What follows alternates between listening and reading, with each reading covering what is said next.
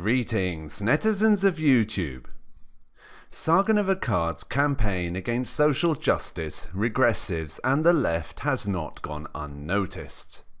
Certainly within the confines of YouTube and social media, there is no doubt that he has created something of a stir over the years. However, as far as the real world is concerned, until now at least, Sargon's impact has been less revolutionary and more of a damp squib.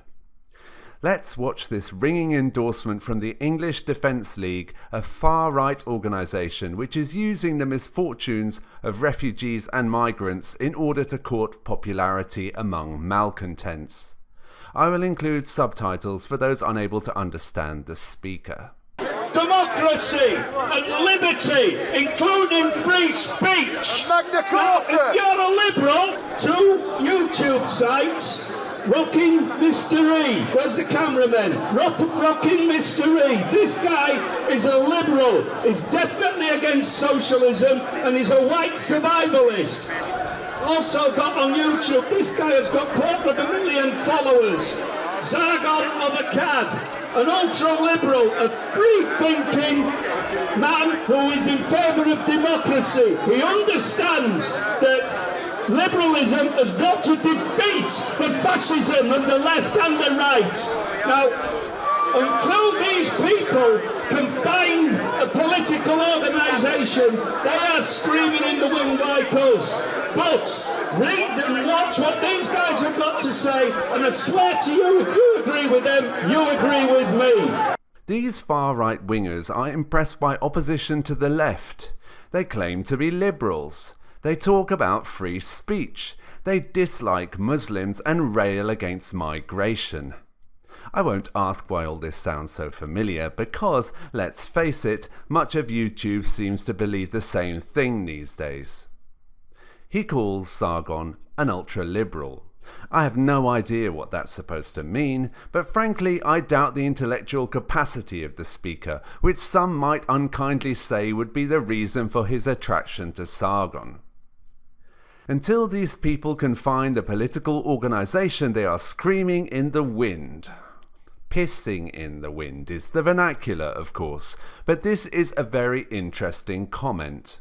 It sounds very much like an invitation to Sargon to endorse the EDL, where no doubt this individual would be willing to offer him a leadership position. I'm saying this sincerely, by the way. I'm not suggesting Sargon would actually accept. So confident is he of sharing policy positions with Sargon, he rounds off with, "I swear to you, if you agree with them, you'll agree with me." Look, I'm not going to labour the point about a load of far-right wingers agreeing with Sargon on a number of issues. In the end, if Sargon rebuffs their advances, there's little more to be said. However, once in a while, it is worthwhile to take a look around to see who is actually lending you their support. Perhaps it isn't the far right that has come to its senses, but that by constantly using the talking points of the right, they will obviously be attracted. Maybe it's time that Sargon starts to actually laud some of the achievements of the left, to state the positive aspects of social justice, to talk about racism that remains a problem in society, to look at the causes behind mass migration. Nobody on the left in the real world believes that Sargon is one of theirs, just as those on the right feel sympathetic towards his position. There's a reason for that.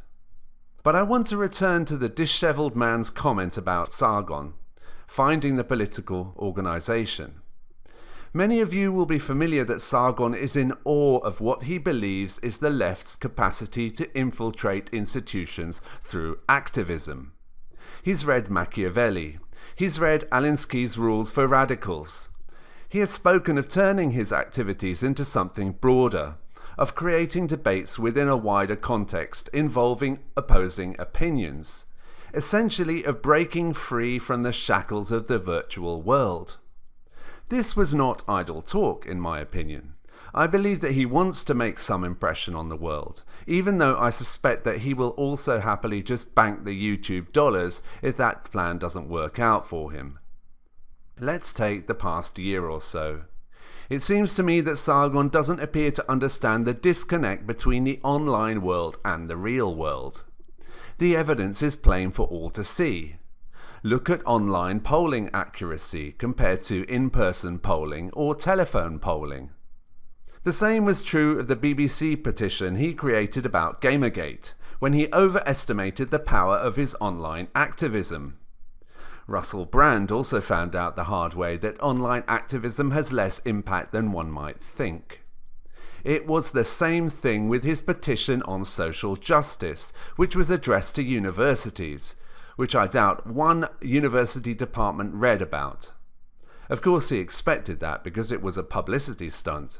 But not only did nobody in academia take it seriously, I doubt that any journalist did either, with the exception of Breitbart at least. It's made zero impression upon the real world, and it shows a stunning naivety about the impact the virtual world can have upon the real world. Above all, it shows what happens when one often tries to burn down the house to curry favour with the homeless. They ain't gonna let you in when you keep creeping round the back to light another fire. It was the same story even with the debate with Christy Winters. When rules of the real world occur with a real-life academic, even during an online debate, he doesn't know how to cope with it. Occasionally, I'm genuinely puzzled and almost feel sorry for the lack of understanding he appears to have. I want to believe that he is making a conscious choice to take the money and run, but other times feel like that with every rabble-rousing campaign he takes part in, makes it less and less likely that he will ever be taken seriously in a real-life setting. If any individuals watching this video feel a little bent out of shape, I would say one thing to you. Have you listened, you wankers?